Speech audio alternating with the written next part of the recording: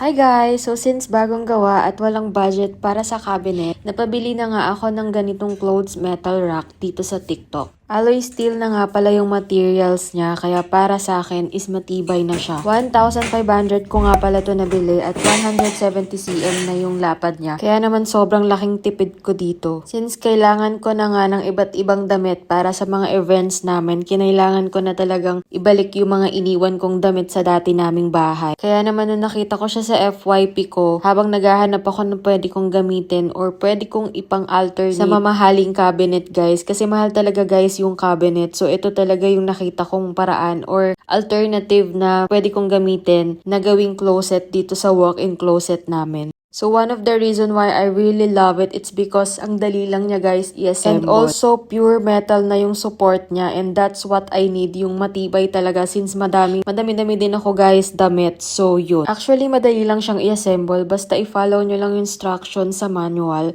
Kasi ako pala, habang nag-assemble ako, nagkamali pa rin talaga ako. So inulit ko pa nga talaga siya bago namin siya ma-assemble ng tama. And kinailangan ko na talaga ng tulong ni RJ.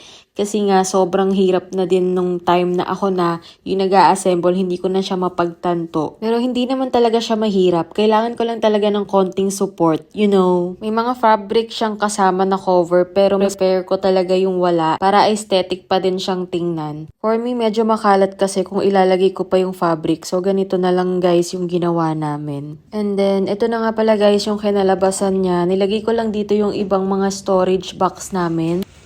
Muli na rin nga pala ako ng mga ilang pieces ng storage box na ganito para sa mga hindi maihanger dahil kulang na nga talaga siya. Hanggang dyan lang talaga yung inabot niya. So, mura lang din to guys. Ilalagay ko na lang siya sa yellow basket kasama tong storage box na nasa ilalim.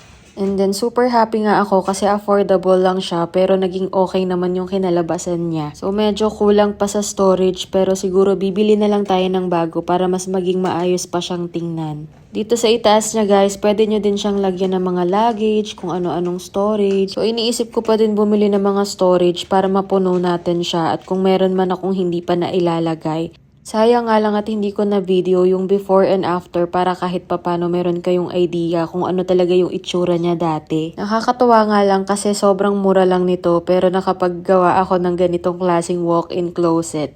Yun lang guys. Thank you so much. Bye! Mwah.